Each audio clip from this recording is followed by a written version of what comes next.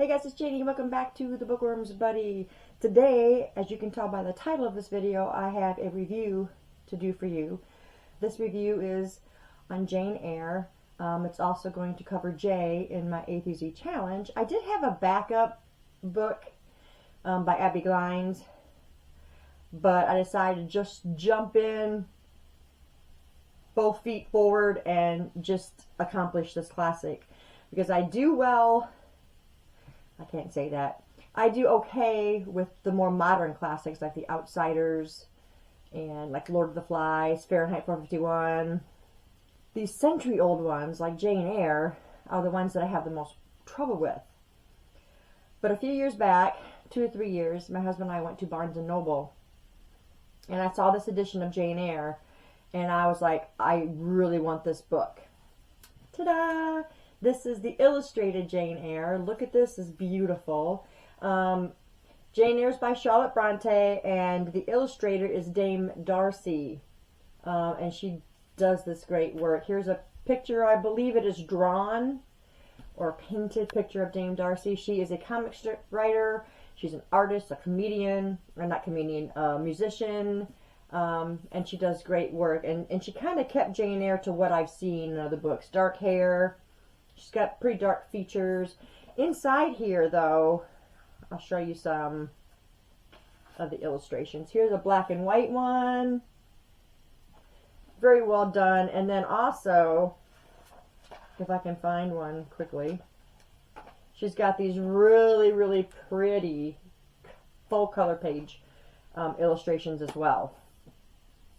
So, let me tell you right now, if you want to read Jane Eyre, or you haven't read it and you plan on it, or what have you, don't watch this video because there's going to be spoilers in this.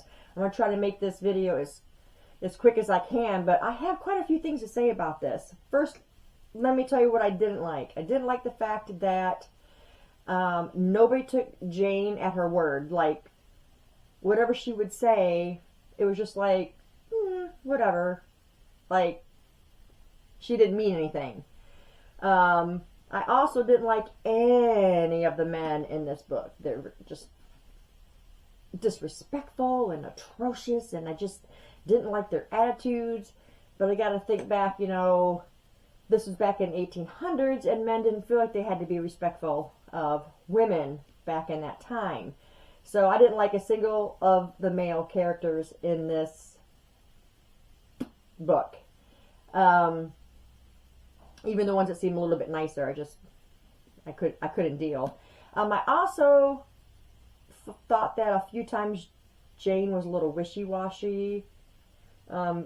She does manage to find her voice, but there were a couple times, which I'll explain to you, where she got a little wishy-washy.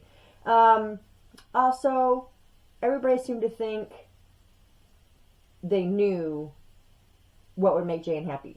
Like, if she said she's perfectly content taking care of this child and cleaning, and but no, you need to, you know, look further and think of your future. And I'm just like, shut up and leave her alone.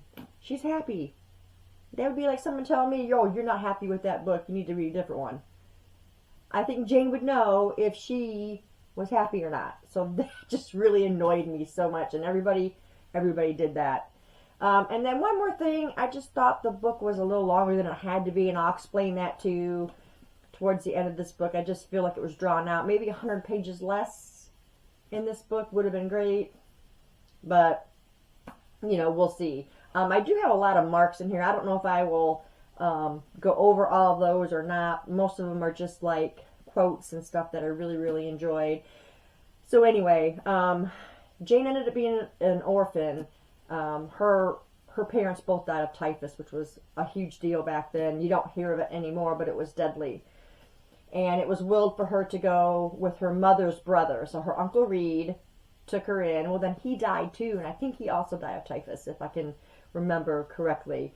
So then she was in her Auntie Reed's care, and she just treated Jane horribly because she felt like Jane was pushed on her. And she didn't like feeling like that.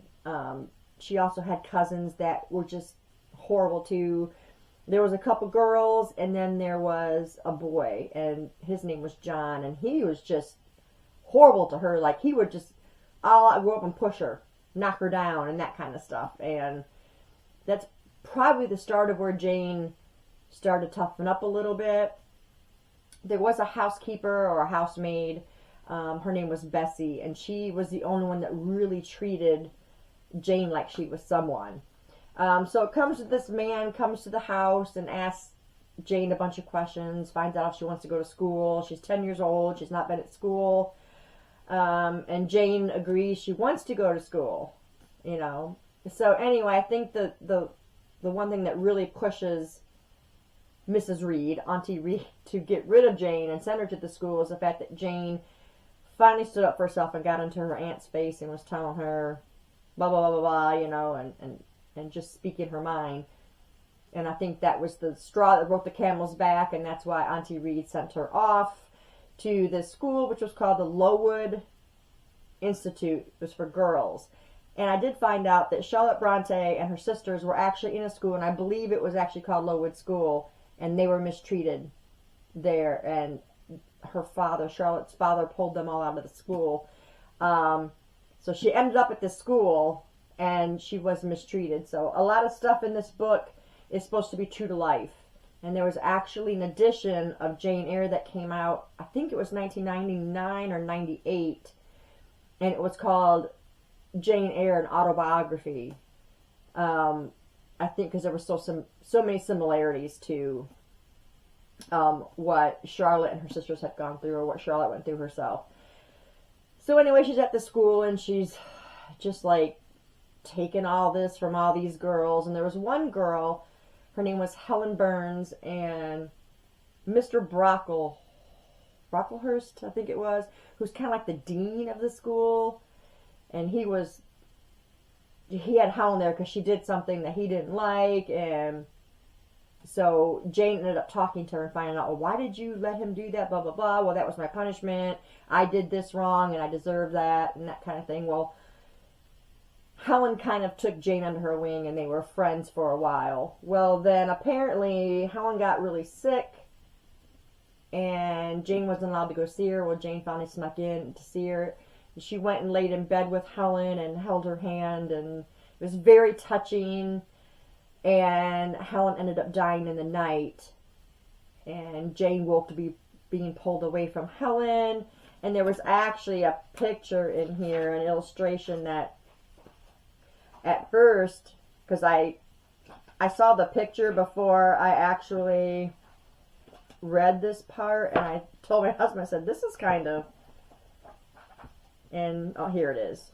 I said, this is kind of morbid. So that was the picture right there. You can see that's supposed to be them laying there in bed, and if you can see Helen's face, because Jane is the one with the dark hair, and you can kind of see her face, and she looks dead. And I thought, I saw that first before I actually read that part. I'm like, well, this is a morbid picture. Well, that's because Helen did pass away in the night of this illness. Jane never picked the illness up, whatever it was that Helen had. But she was pretty scarred by that because Helen was her only really true friend. I mean, she had Bessie from, you know, when she was with her aunt, but she was just a housemaid. She wasn't like a friend. And Jane hasn't known a whole lot of kindness, which is another reason why she started to speak her own mind and standing up to people and that kind of stuff. Well, anyway, I celebrated when she turned 18 and she got to live her own life, and she made her way into Thornview Hall, and this is a place where she became a governess. And actually, if you're a governess, you're not any better than the housemaid. Like, you're not any better than cleaning up floors or whatever. You were still frowned upon being a governess. And she meets Mr. Rochester and Adele, who is the child. A governess is somebody who actually looks after the children and makes sure, you know, they get to school or whatever. Well, she meets little Adele. And the story behind that was there was a ballerina that Mr. Rochester was courting. And she ended up being pregnant. And she dropped Adele off and she ran off with somebody else. And he swears it's not her child. It's never answered. You never find out. And Jane really thought that that was his child. And he never treated her with a whole lot of kindness. I mean, he wasn't outwardly, like, rude to her, but, you know, he didn't even want to be her father, which was really kind of sad to me. Adele was a really sweet girl, and Jane felt herself very close to the child, and she liked being her governess. And it comes to the point over time where Jane finally discovers, oh, I'm in love with Mr. Rochester. But Mr. Rochester has lots of prospects because they have a hospital. People show up with all these beautiful women dressed in their best clothes, and Jane's just got this frock that's not anything special. And it hurts her, and he makes her stay there in the room with everybody when they play games and that kind of stuff. He was very, I don't know, what is the word? Demanding. He wanted her to be around, and they were playing games, and they played a game that he was marrying Miss Ingram, who was this beautiful woman, and then word went out that he actually was going to marry her, I guess, and this broke Jane's heart, but she's just like, hey, this is my life, this is what happens to me. But she did not let him get away with being disrespectful to her, because she would tell him right back. And I love to see her stand up for herself. It took her a little while to get there, but she did learn it. And then it comes to the forefront that he was only trying to make her jealous, and that he really wanted to marry her, and can we get married? And she's just like dumbstruck, and she's like, yes, and blah, blah, blah. Well, there's some things that start happening in the house. There's Mrs. Fairfax, who lives there. She got along with her. And then there's another person named Grace Poole, who she's very suspicious of. And little things start happening, like she thinks there's a ghost in the house or whatever. But that was a true thing too with Charlotte Bronte. I think there was a part that said that she thought there was a Mrs. Rochester or something, and it was a ghost in the house or something. And in real life, that happened to Charlotte somewhere, and she thought, anyway, she incorporated it into the book. There was a fire got caught in Mr. Rochester's room. There was a visitor that came that knows, his first name is Edward, actually. Mr. Barry, I want to say. I hate when I can't remember names. But he comes there, he ends up getting injured, like he's got a really bad, like his arm was mauled. And Mr. Rochester's trying to keep this stuff quiet because he doesn't want anybody else in the house to know something was wrong. He gets a doctor, and he wraps him up, and he smuggles him out of there, this guy. And you don't hear anything else about him at that point. So anyway, then I think it's actually after all that happened that he proposes to Jane. I don't think he proposes first. If I remember right, it's after all this stuff happens.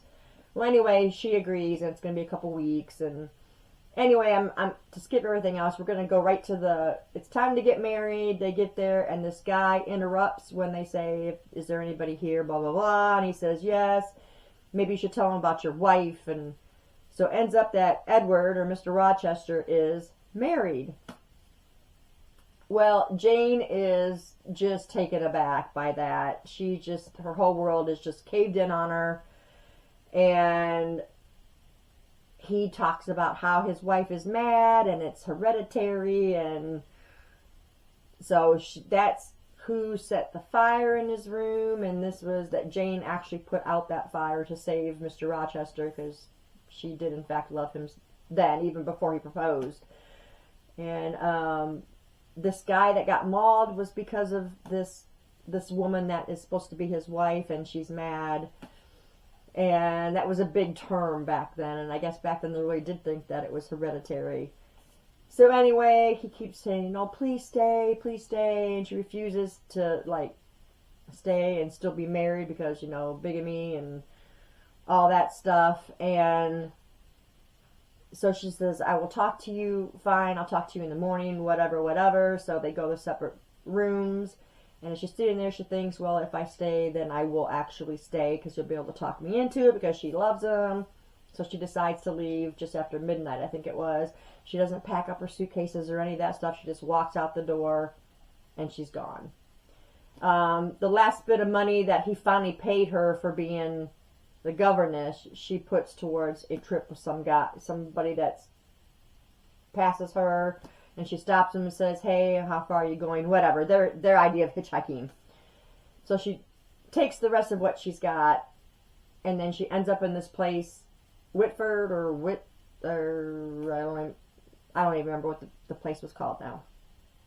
But she ends up here, and 3 days go by. It was a long trip. It was 6 plus 30 hours. So 36 hours she traveled. She's too far away from Mr. Rochester now, and she's not eaten, and she's tired, and she can hardly walk, and she comes upon this light she sees in the distance, so she's headed towards that, and she ends up at the house of Mr. St. John and his two sisters. Well, come to find out, to make this a short story here, they're related. Their mother was the sister to her father. And like their mother was her father's sister or something to that effect. It was from her father's side. She gets really close to the girls, but Mr. St. John is a little put off. He doesn't want her there living with them.